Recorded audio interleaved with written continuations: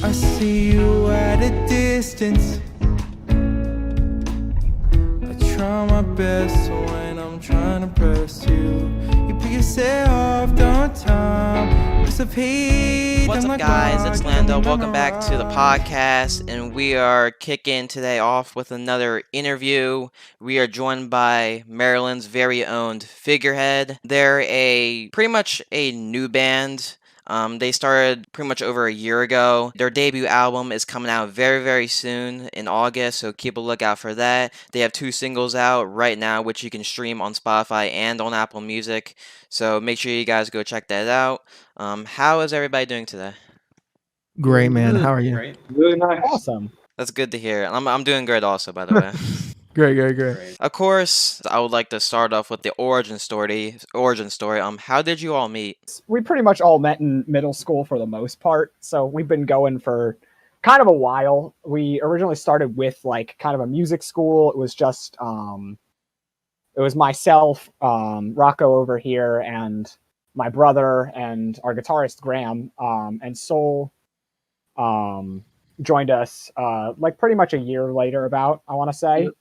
And we always did a bunch of like covers, like a lot of like rock, like metal stuff. Yeah, Like emo, oh my God, emo rock, classical rock, stuff like that. yeah. And eventually, I know Rocco's always been like super passionate about making music, that kind of thing. And I think it was specifically me. I was holding off for a while. I was like, oh, I don't know. Like, let's maybe wait till we're older. And I'm really glad that we did, because honestly, everything that we've made, I know everybody else probably is too, like very proud of it. 100%. Very happy with how everything came out. And so we kind of started as like this, like, like shitty music school band, and kind of evolved into doing our own thing, I guess. Is the best way that I can put that. Yeah, I feel like I feel like you pretty much captured it. The only points I would add were I remember it was eighth grade or 7th grade. I mentioned to I believe Sol was in the band, or like he just joined, but I was trying to not pressure them, but I was trying to introduce the idea of possibly making music. And yeah, what Brad said is like he was trying to do it when we're older, and I feel like the decision, that decision, fueled. Well, not only are we better musicians than we were then, we're way tighter as friends. And I feel like the music shows how much better musicians we are, and how happy and how fun it was making the music. Mm-hmm. Next question I want to ask is, what is each of your guys' biggest musical influences? I have 3 that I can name off the head. Vocally, I'm gonna have to say Brennan Urie, because he does a lot of runs with his vocals. Same with a lot of like R&B singers, because I just love doing vocal runs. Then I also love Paul McCartney. He's one of my favorite musicians of all time. And then for the last one, I guess is like a writer, I would have to say John Lennon, or trying to think who else. John Lennon or Paul McCartney out. I don't know. Big Beatles guy as always. Right? Yeah. Trying to think of someone else. No, you're good. I can take it, and if you think of it later, you can pop in. For me, I play drums. I'm not. I'll just be honest. I don't exactly, because of coming from drums, I don't exactly have like a lot of melodic knowledge or like theory knowledge stuff. I've got rhythm and I've got time. And that's about it. But for me, I really, really enjoy. There's this kind of underground. I wouldn't say it's super underground, but not exactly popular band named Feed Me Jack. They're not together anymore. They split off into a few like solo projects, but they're like an alt rock, like indie rock kind of band with like some like jazz influence almost. They have a lot of like intricate guitar parts and like they're very like jam bandy almost. And so I always really liked the feel of that. And that was my like primary influence. So I guess honestly nobody really knows them too much, but I guess that's just kind of my style, is that like more obscure, like intricate music. Right. Yeah. For myself, I would say I'm pretty heavily jazz influenced.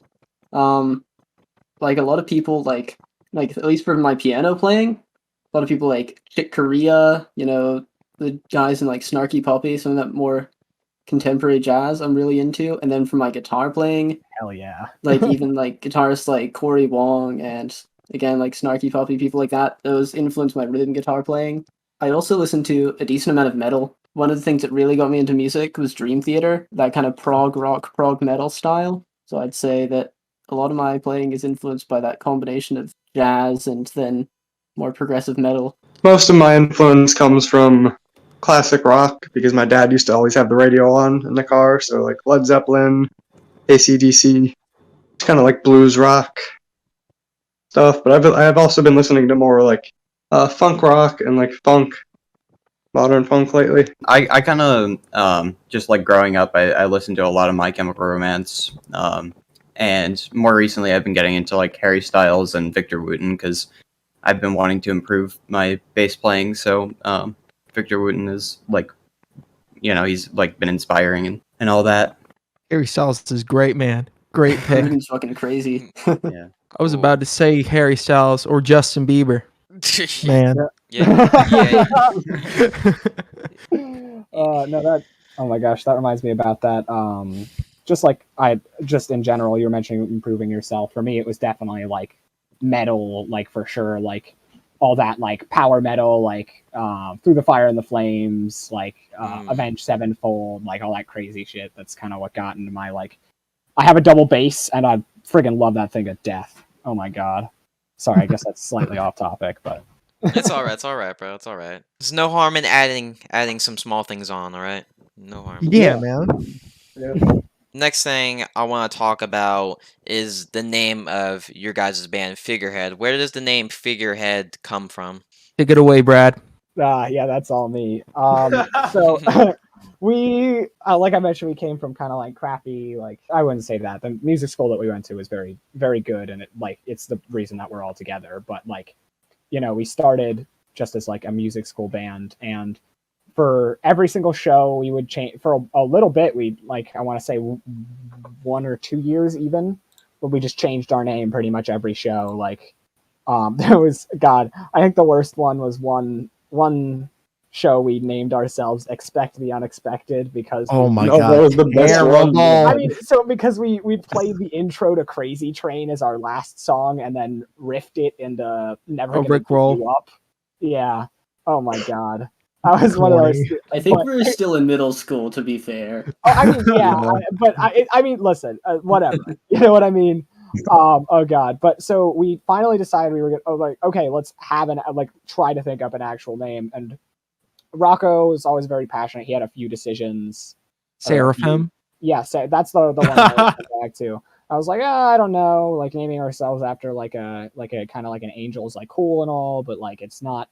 I don't know if it's really our style. Like power. Yeah, metal bro. shit. To be honest, I searched it up. If we were, that would be a sick name for a power metal band. Absolutely. To be honest with you, I just searched up like weird words in the dictionary, and I was like, you know what? Nirvana has a cool name. Let me figure out a name that's similar to Nirvana. Oh my god. Oh my god, I don't want to be associated with Nirvana. But anyway, to get to the actual like name itself, I kind of put forward a few ones, but the one that kind of stuck with everybody was Figurehead because initially, like only one or two people really knew that it was even like a term. It's kind of like, well, it's first of all, it's like the front of a boat, like the little, it's like the little, essentially like the mermaid on the front of a pirate ship or whatever. You know, but a lot of the time it's used to show like the face of the operation, or like not like the CEO type of guy, but like the front of a movement, I guess. And so you'd say by naming ourselves Figurehead, we are kind of the figurehead of the kind of, I guess, new music. I don't know. Like, obviously, we're not that great, you know what I mean? But like, Pretty great, man. it's a fun name to say, like, we are here, basically. I guess. Also sounds cool, man. I just sound kind of sick, honestly. Like, I don't care what this means. Well, that was my thought process behind it, and so that's kind of our story behind our name, though it's not that deep, you know. Like, I mean, as Rocco and Soul just said, Search up the Google search. Google search it. You'll find what it means, basically. I thought that was a pretty fascinating story. Thank you. It's not yet, whatever, you know. Remember we had Pit, like portable. Oh, yeah, no, don't say that. Don't say that one's not. No, tell me. Portable transportation. So I was in marching band my freshman year of high school. I did marching band every year. It was super fun, honestly. Like, I know that some people think it's kind of As did I. Yeah, I mean, it's fun, and it's kind of like a big community or whatever. But the name came from there is a section in marching band called the front ensemble, or like more like a colloquial term is the pit.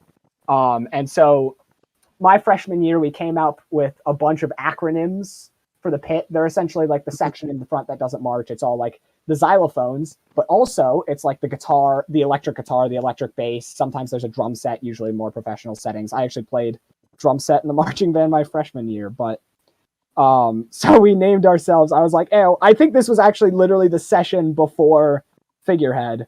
We named ourselves. I think so. You're right. We named ourselves Portable Instrument Transportation because that's an acronym for PIT.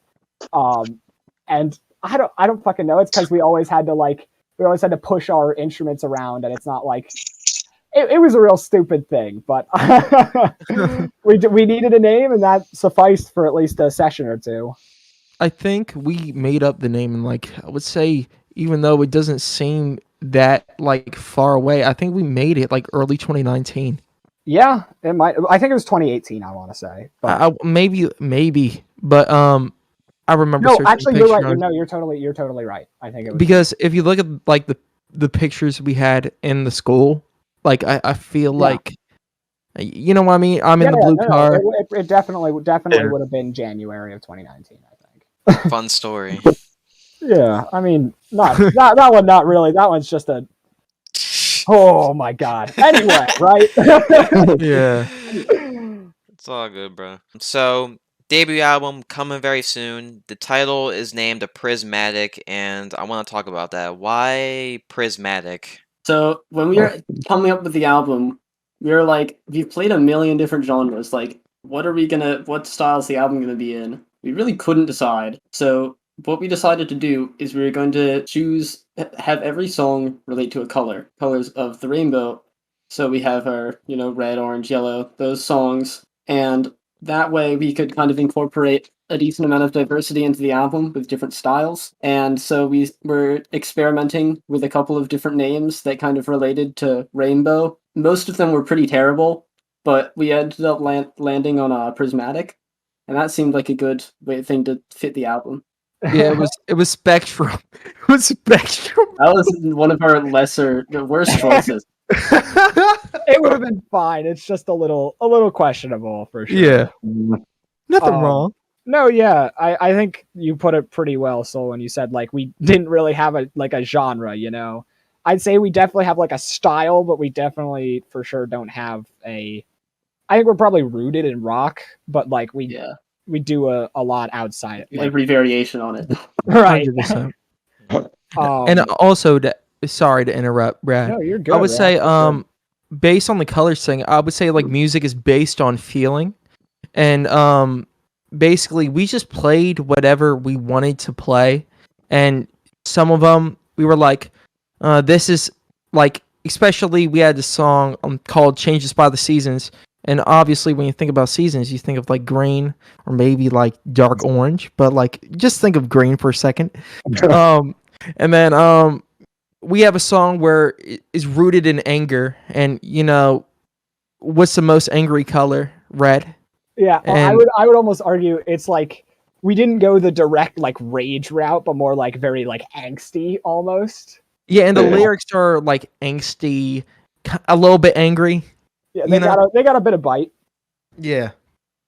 Yeah, I think originally we were gonna name them. Like this was like very early on. We were just gonna name every song after the colors, but they kind of just. It's more because the idea that it was more feeling based. Like I think it ended up coming out that we wanted it to be like more like because it's so like based on feeling. It's all the colors are like very debatable. I suppose like everybody could feel one song a few different ways. You know what I mean? And I think that's very. Yeah. That was pretty important, I guess, when we were making it. 100%. What's your songwriting process like, and where do the ideas usually come from? I would say basically for the first couple tracks, I came in with a guitar idea, and then they would build on top of that, and I would already come in with like a chorus or maybe a verse. That's how I came in with made the song for you and the Moon song. Yeah, we made And- that freaking song was for a while. We had that back for like a few years at this point. I think. Yeah, I We were think we working that had since like early 2020. high school. Yeah. I remember because like September 2020 we started making the album. But not 2020, 2021. But yeah, made the song for you. I had the idea. I wrote it in my basement, and I was just playing a couple of new guitar chords that I learned, and I thought I made a cool melody. And usually what I do is I mumble melodies on top, or I just hum melodies on top of like guitar chords and all of that. And then I will put words to it later that like what I feel the song represents. Or sometimes I add words in there like I already had made this song for you as a chorus, and that just came out of me. Pause. Phrasing. but but then I would base the song off of that, and then made the song is kind of like a letter to the person I'm writing it for. And yeah, I would just basically mumble words on top of the instruments and then write it next session or when I'm at home, and I'll show it to these guys and we'll go over, okay, does everything sound good? Should I change this line? And then I think that's really it. Yeah. So for like our approach to writing songs, every song is kind of written a little differently. There are some of them that we just kind of like we are just jamming and we created with Yeah, like we're just like all right, War. we're just gonna groove for a bit. Someone starts Yeah. playing something and everyone just kind of gets in. And then War if it turns out, Yeah, I'll tell the story of War in a little bit. yeah, Like war was but wasn't supposed to happen. Mm. Like for instance, No, it definitely was. no, it was, but check out what I'm going to say. All right. So See, my basically, songwriting is I guess Graham's told me he has played this riff for a while. But I guess we haven't noticed, or like we would be at well, no, practice. if I play something, Say it again? something in my bedroom and it just sticks with me, or when Oh, I'm yeah, like, and- practicing, and then I'm not playing it for you. yeah, and then he'll play, and like we would be focused on doing the cover or something else. But we were in Brad's basement. Graham started playing it, and Saul started to play something on top of it. And then Brad was drumming, and then I would just mumbling words. And then "What You Fighting For," the main words in the chorus, came out, and we were like, "Yo, this kind of sounds pretty good." So we finished the song then and then. yeah. After that, it's kind of just the normal writing process. Yeah. There were a few songs that I brought to the band, like just completely finished, almost. There is one that I wrote on piano, just entirely me, and then another one that I also wrote on piano, but I was like, this can work with a band. And when I'm doing that, I just sit down at the piano and I'm just playing stuff for however long, and eventually I get something that sticks in my head, and I'm just like, how can I build on this? How can I do that? And it just turns into a song, and I bring it into the band, and I'm like, hey guys, what do you think of this? and we make some modifications, and then we roll with it. Yeah, I would say for sure. Just a few things. Like sometimes it's very spontaneous. Like with War, like how very often, whether it's songwriting or not, Graham will just be playing a lick or Soul's just fiddling, and I'll just start playing along because we get off track so easily. I think most musicians probably do, but Yeah. Graham or Soul will start playing something, or maybe Rocco will rip out a guitar, or Todd just messing with something from some other tune or whatever we got, and I just start playing drums on it, and everybody just starts improvising. And usually that doesn't turn into anything, but like it was just like we kind of didn't have. We always knew we wanted to write like kind of like a funk rock kind of tune, and Graham kind of brought in this lick, and it like immediately clicked, and we were like, we didn't originally plan for that song to be that song, and then it just happened, I guess, but what I was going to say primarily is I kind of act a lot of the time as the stopgap. Most of the time, if there's anybody who's like trying to, I'll just say, like, if you want an idea to pass, a lot of the time I'll kind of act as a wall so that we don't just like make everything into a song. Whereas like basically I play the annoying part in a group where your idea has to get over the wall in order to like pass. And a lot of the time, yeah, I know. I'm just playing up.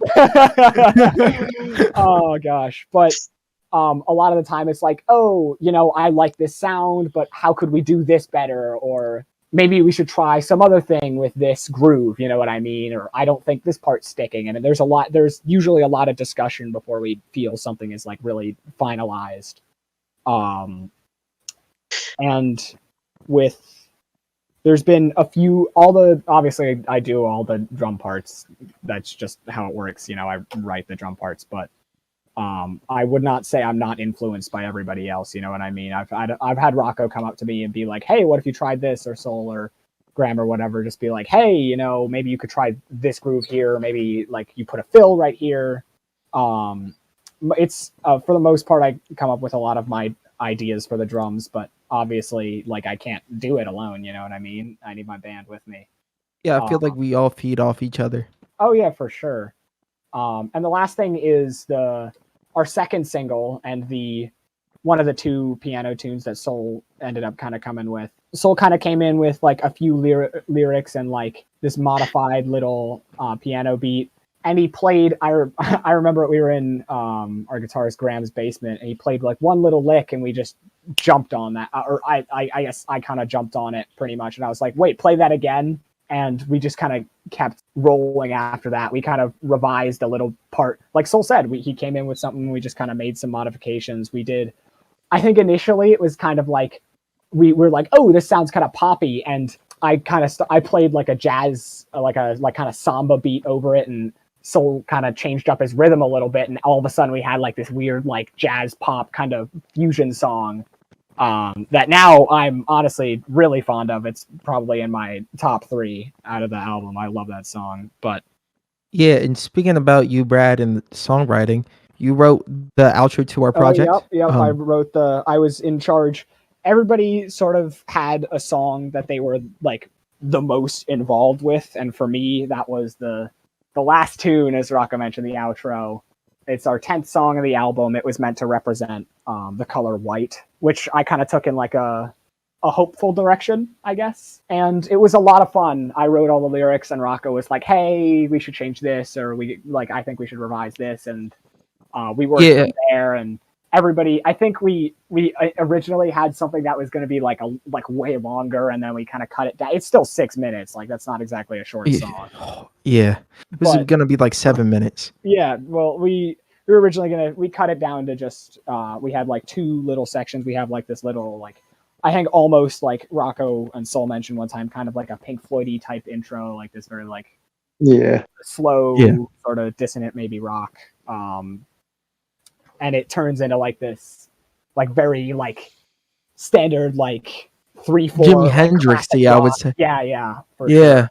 And it, every single time I listen to that song, I just think that it like fucking hits, man. Oh, bro, it's a great song. Yeah. And I remember asking Brad, like, do you want me to come up with the melody? And that's kind of basically how this came to be. Yeah. I mean, I wrote some parts of the chorus, like the Yeah, beginning of the end, but he wrote most of it, and it's one of my favorite songs off the record. And to go on with Soul, he wrote Rainfall, which is a great ballad, and then Floating, the single you hear, and he came in with those two ideas, and I mean, I'm just proud of how everything sounds. I think Floating ended up being like a I don't know if you're cool with this, Soul, but it ended up kind of being like a you and me combination project where Yeah, you I like agree. came up with these ideas, and I was just like, ooh, what if we try this, or let's do this, and it ended up coming out like pretty well. Because when I write on piano, there's not a lot of like groove. It's a Which is ironic, being that it's a like technically a percussion instrument, but that's like yeah, that's like the thing with piano players too, right? Is they're very like improvisey and yeah, exactly. that. It Like, needed the very- rhythm that you added. That was a lot. Yeah. Sorry about that. I guess everybody. Sorry, if you want us to go faster, then Yeah, That's yeah. good. That's all right. you That's can all right. ramble less if you want. Nah, bro, we're supposed to go in detail, man. It's the interview. Yeah. Uh, One quick question: is Todd alive? I feel like he hasn't said a word. No, I'm Yeah, bro, Todd, speak, man. I don't know. I guess just like for when we were writing songs for Floating, I like really struggled with that bass line just because like I couldn't really find something that fit the song super well. So I know that Soul really helped me out there. I think the beginning of the end, you wrote your own part as well. Like, Yeah, that was for- like, I would argue the last track, the one that I wrote, we kind of all came together, and it ended up being like everybody.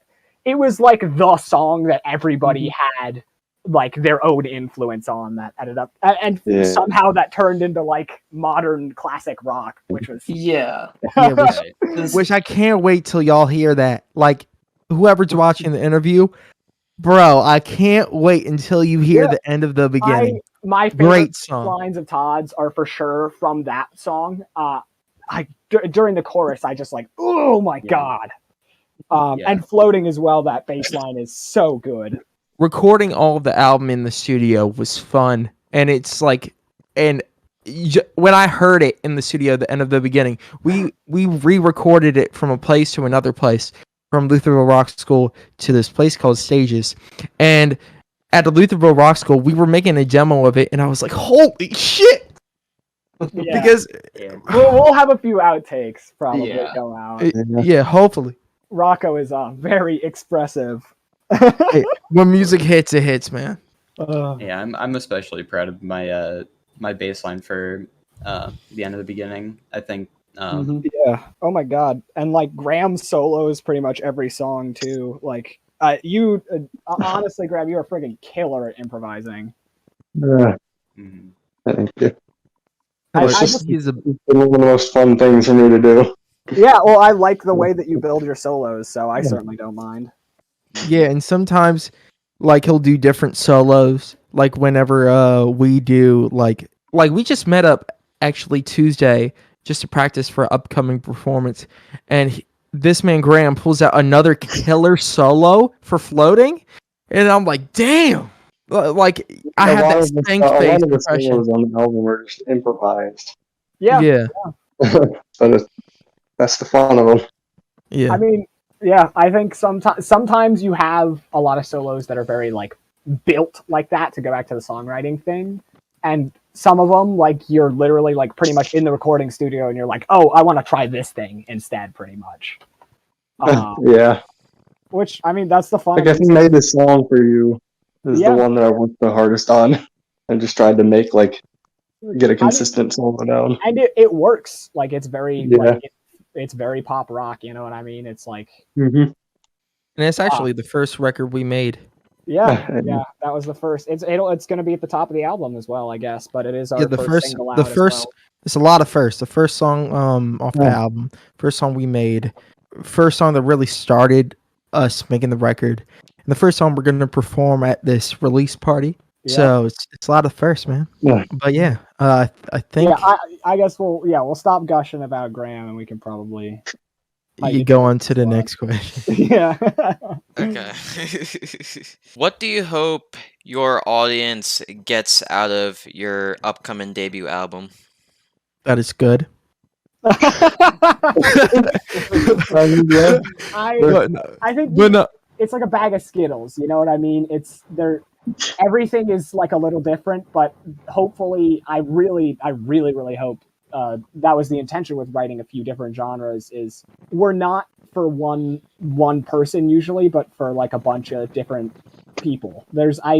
It's not like, to be fair, definitely not the way to be like commercially successful. I will say that for sure. Like, usually you gotta have a sound and kind of stick to it. But we were like, fuck it. yeah, pretty much. Yeah, I mean, my Little main something hope for is everyone. Yeah, like Yeah. as you just said, there's something for everyone. And if someone enjoys at least one song on the album, then I'm happy. You know. Yeah, and in all seriousness, I know I said like that it's good, but mainly I just hope what they get out of the album is that we're just having fun and we're making music we love. It's enjoyable music for like there's at least I think a song that at least everybody will enjoy. I feel like this album is good for a lot of situations, like rather playing it in your car, listening on headphones. I made a lot of music. I think you know that, Lando.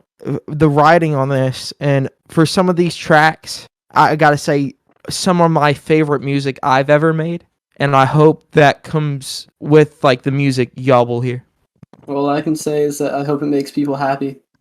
Yeah, I hope my thing is I really hope that there's at least one person out there who hears some of like the for me there's a few like hell yeah moments, when we're playing or when I'm listening back to some of the songs, and I really hope that there's at least somebody out there who will hear the same kind of parts and go like hell yeah. It's like one of those like real like standard corny thing, but like the intro to the Freebird guitar solo, or like, oh gosh, just like that universal moment of like, yeah. I really hope, I know that sounds real stupid, but I really hope that somebody else got that as well. I was about to say that as well. Like I hope it like invokes kind of like nostalgia, like maybe like you hear our influences and you're like, I really like how they're showing their influences and making each song count really. And I hope it invokes kind of nostalgia. I hope that people hear stuff out of it and like I hope people feel something when they hear this record, because I feel like if you don't feel anything during this record, then we failed a job. I feel a lot of things when I listen to the music I've made with these guys, so I believe y'all will feel at least something, but mostly I think that's our central theme pretty much. Yeah. We just hope you feel something when you hear it pretty much. Yeah. Graham and Todd, floor is yours. I mean, pretty much everyone's already said everything that I wanted to say. Just like, I hope people get the same joy out of listening to it that we get out of making it and playing it. Yeah, Brad is just stealing everybody's words. That's me, baby. Yeah. Yes, sir. If there's an argument between the band, then Brad will be the peacemaker. I mean, that's what I mentioned. I'm the wall. You got to get your ideas over me, or it's done. Well, usually we work it until it's over the wall. Yeah. You get what I mean. Sometimes we argue, like sometimes Oh, for sure. Oh my god. we argue about very like some things within the song. We're like, I don't like that. I don't know about this, and then we'll compromise. And I feel like that's if we're gonna be a band, there's got to be compromises made. Yeah, well, because especially when everybody's passionate about what they're making, you know what I mean? Yeah. Definitely. Yeah. Artistic differences that can like, it's the making up after the clashing that really kind of makes the music, I think. Yeah. What's your guys' favorite hobbies besides music? And we'll start off with Rocco. Yo, what's up?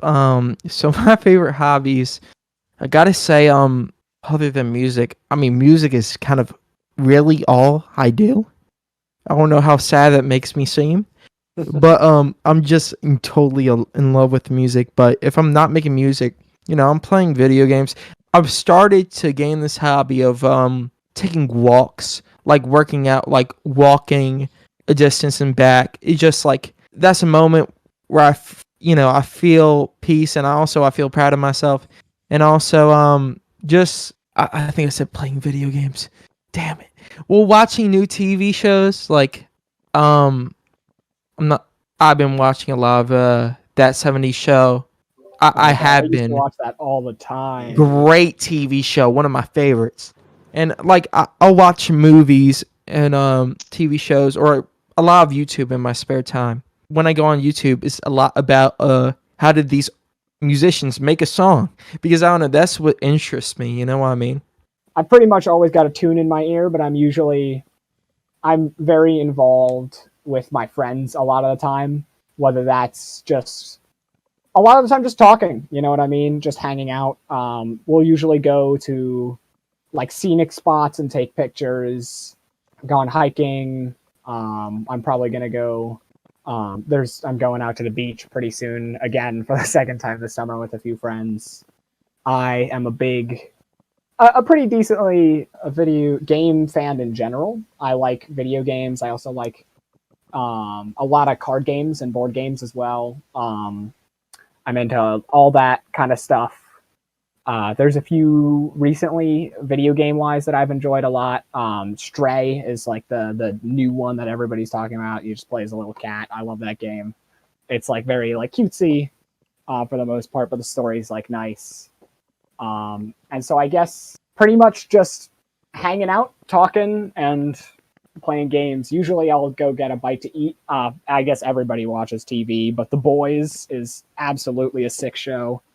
That's me, I guess. Primarily the hang out with friends thing. That is my go-to. I'm going to say one word and one word only. Sorry to interrupt you, Soul. Magic. Oh, yeah, Magic the Gathering. That's my like go-to TCG. I will not disclose how much money I spent on that game because I don't think I even know. So yeah, for myself, I share a lot of interests with Brad. We have a decent amount in common. I play Magic, video games, stuff like that. Hang out with that same general group of friends. Some different things though. I enjoy thrifting a lot. I like to find cool clothes, fashion, stuff that I can wear. That's one of my things that I really enjoy. And then I do like to go on hikes pretty frequently with some of my other friends. A lot of ways to like get out, find new things. I really like the exploratory parts of life. You know, I'm kind of also the same way. Like one that I've just pretty much done all my life playing games. You know, but more recently it's been like I've been enjoying like hanging out with my friends. I've really liked like taking pictures, doing photography recently. Similar to Soul, I just like I'm also pretty into fashion, so. I guess we should say Todd is usually our photographer for various things. I took the pictures for I think both of the yeah, I believe so. Both of the singles out so far. I Definitely know I took Made the This one. Song. Yeah, Yes. I know I took the one for Made This Song. Jules might have done the one of Soul, but Yeah. then we Possibly. we worked it. We had another friend do some Photoshop with second single art, so that we're all in the background of the sky. Weezer inspired. Yeah, we were like, we gotta stand like Weezer and then fade us into the back of the sky. It's a little goofy, but I think it's real fun. I mean, we're doing Buddy Holly on the 13th. No, don't tell people. Expose us, man. We'll see if we actually get to that. We might do something else, but I've been trying to get the lyrics down, man. What about you, Graham? What about the hobbies? Yep. Yeah, man. Yes. Oh god, this one's gonna be. Alright, well, aside from playing and listening to music, I like the standard, just like outdoor sports and like hiking. And then, trampoline flipping. No one understands, really. oh yeah, no, Yeah, you no, do I a get bunch of you. tricks with the trampoline, Oh, yeah. the scooters and stuff. Hey, go past the sky zone. Oh yeah. This man's skates like a pro, man. Not skates, scooter. Scooters. Oh, scooters, my bad. I'm sorry. Sorry, A man. much obviously like way cooler Yeah. sport. You know what I mean? Scooters not It's for just like posers. pure stuff. You like that burn when it hits your ankle? Yeah. Love it, man. It's a The yeah. answer to that question was not yes. For the last question, I want to ask, where do you guys want to be, let's say, in the next year or two? A band. I'm just playing. Yeah. But well, obviously that. But it's more or less We're all performing together. yeah, performing and making together. music. Hopefully more popular. I mean, me and the guys were talking. I mean, Brad is going away to, I believe, Boston for college. Yep, I'm going to Berkeley, a College of Music in Boston.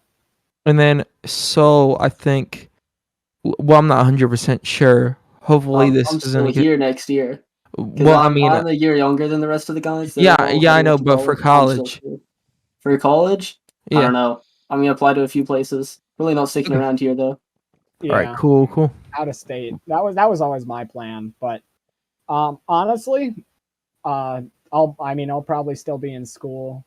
Well, I will be. I know that for sure. Yeah, But, in a year, in a year or Yeah. two, all I'm hoping is that I get in to a decent enough college with that I can afford, and that I'm sticking with my music. That's what Yeah. I intend to do with my life, and I hope I'm still happy doing it and still succeeding. Yeah, Yeah, And, I mean, I know it's gonna be like harder for everyone to like make music as a band for these next couple of years because everyone's gonna be like at college and stuff like that. But my hope is just like we stay together as a band and keep making music. yeah. To piggyback, well, I can't speak. To piggyback off of that, I would like to see, yeah, I would like to keep doing the band. I mean, we have talked about it, and we are like figuring out ways we can still make music together. And I believe we will have more stuff in the future. Although we might not perform as well. I mean, not as often, not as well. Together. Or we might not. Me, Sol, Todd, and Graham will create like demos. Brad will hear them when he's in Boston, and he'll create the drum parts. And then when he comes back during break, we'll figure out it from there. But we've talked about it, and we do plan. We are looking into the band's future, and we all are happy with how this record sounds. And I believe we do want to do more stuff in the future. You gotta get a friend in the recording major. That's the only I toured there yesterday. Yeah, I'm going. And the only way you can access the studios is if you're a recording major. So you got to get a friend. Well, technically, I don't choose my major until I'm there for like 3 months. I've chosen my intended major, but yes, you know what I mean. No, I'm definitely going to be a performance guy, but then you can record your drum parts and send it back to us. I mean, I'll have to. Dude, best case scenario, I'll have like I'll have a recording roommate or something like that. Yeah. I guess my thing is I'll probably be in school. I just straight up want to get better at my instrument. I'm already pretty decent, but I'm looking to be literally as good as I can be, and just start the grind. Go out to any venues, restaurants, whatever I can get my hands on, and just start playing as much as possible. Get the name out there, and just keep going. Pretty much. Worst case scenario, I just want to remain friends and just if we can't keep making music together while Brad's in college or something like that. Yeah. Just being friends. I agree. And another point with it, I know I'm talking a lot, but a point, obviously, I do music on the side. I just want to be making music that I'm happy with. And to piggyback of what Graham said too, I think we all are gonna be friends, and I feel like we're gonna make music still.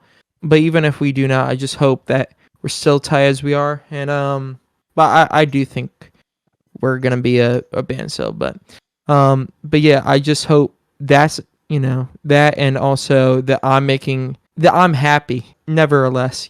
I know that's such a bland statement, but I just hope I'm happy wherever I am. Yeah, I mean that's what's important at the end of the day. As long as you're happy and comfortable with your life, then it is what it is. Yeah. Figurehead, it's been a pleasure talking to you guys. It's been a pleasure talking to you, man. Nice. I really appreciate you having us. No problem. So for the people who are watching the interview still, I'm gonna remind you guys real quick that Figurehead's debut album is coming very soon, and they again have those 2 singles on Spotify and Apple Music for you guys to stream. So again, don't forget about that. Oh, Yeah. can we share the date? Yeah, oh you can yeah, share go that. for it, Mhm. man. We planned to have it out August 17th. Yes. Well, if we can, Shouldn't the be any later 16th. than that. It shouldn't be But any later than It that. shouldn't be No later than any 17th. later than the 16th. And But the yeah, oh shoot, the 17th. August Sorry, man. 17th, look out. But it should Yeah. be earlier than the 17th. Well, listen, that's worst case scenario, but we plan Yeah. worst. It will be out the 17th. Without much else to say, it's Lando with Figurehead, and we will see you guys later. Bye bye. Have a good one. All right. See ya.